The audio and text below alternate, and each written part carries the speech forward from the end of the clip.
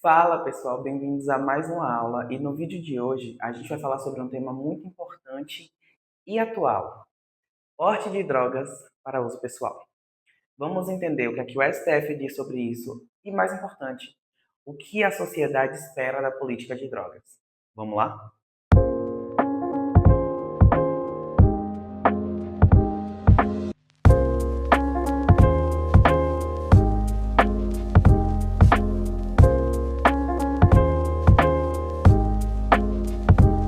A Lei de Drogas brasileira, ela é a 11.343, salvo engano, do ano de 2006. E ela aborda o traficante de uma forma diferente do usuário.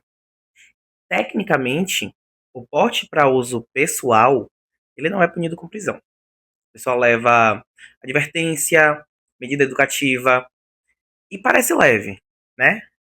Mas continua sendo crime. Esse sujeito, ele fica com ficha criminal, ele sofre preconceito e pode até perder a oportunidade de emprego. Ou seja, o Estado, ele diz que quer tratar o usuário de drogas como um caso de saúde, mas ao mesmo tempo ele continua tratando como criminoso. O debate sobre a lei de drogas no Brasil, ele é altamente controverso. De um lado, tem-se a preocupação com a saúde pública, e do outro, os direitos individuais, como autonomia, intimidade e dignidade da pessoa humana.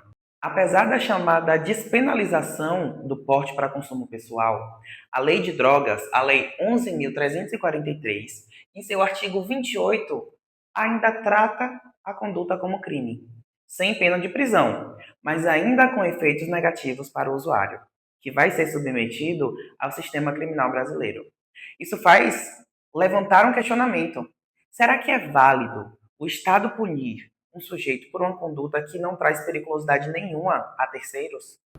Historicamente, o Brasil adotou um modelo internacional repressivo, e desde o início do século XX, o uso de drogas já era combatido com medidas sanitárias, influenciado pelos Estados Unidos. A Lei 6.368 estabeleceu a pena de prisão para os usuários, equiparando muitas vezes aos traficantes. Só que com a promulgação da nova Constituição Federal em 1988, novos princípios foram incorporados, como dignidade, privacidade e intimidade, o que exigiu uma releitura das normas penais. Já em 2006, com a criação da nova Lei de Drogas, a Lei 11.343, as medidas de prisão foram substituídas por medidas socioeducativas, mas ainda mantém-se a criminalização, o que na prática não extingue os efeitos estigmatizantes e discriminatórios dessa sanção penal. E tem mais. A própria lei de drogas, ela não estabelece uma quantidade específica para distinguir o usuário do traficante. Então, o que é que acontece na prática? Aquele menino branquinho que mora lá no Rio Vermelho, em Salvador, ele é pego com a quantidade de drogas e é usuário. Mas o menino preto, que mora lá na favela, é pego com a mesma quantidade e vira traficante. Isso tem nome: seletividade penal. O artigo 28, ele proíbe o porte de drogas para consumo pessoal, mas ainda assim não estabelece critérios objetivos para diferenciar o traficante do usuário. A lei, ela orienta o juiz a considerar quantidade da substância, local da ação e os antecedentes criminais. Só que ainda assim são critérios subjetivos e abertos, que permite interpretações enviesadas, dando espaço para discriminação social e racial, especialmente contra jovens, pretos e pobres. A criminalização do consumo pessoal viola diversos princípios constitucionais. Dentre eles, eu trouxe 4 para a gente analisar. Ofensividade, uma vez que não há perigo concreto contra terceiros. Dignidade da pessoa humana. O Estado interfere diretamente na liberdade do indivíduo sobre escolhas do seu corpo e do seu estilo de vida. Intimidade e vida privada. O Estado, ele interfere na vida privada sem justificar a proteção coletiva. E por último, a intervenção mínima. Muitos de vocês já devem ter ouvido o termo ultima ratio. O direito penal, ele só deve ser acionado como último recurso. E no caso do uso de drogas, isso poderia ser combatido em outra seara, como por exemplo com políticas de saúde ou sanções administrativas. O STF vem discutindo isso desde 2015. O processo é recurso extraordinário 635.659. Nele, um rapaz foi condenado por portar 3 gramas de maconha.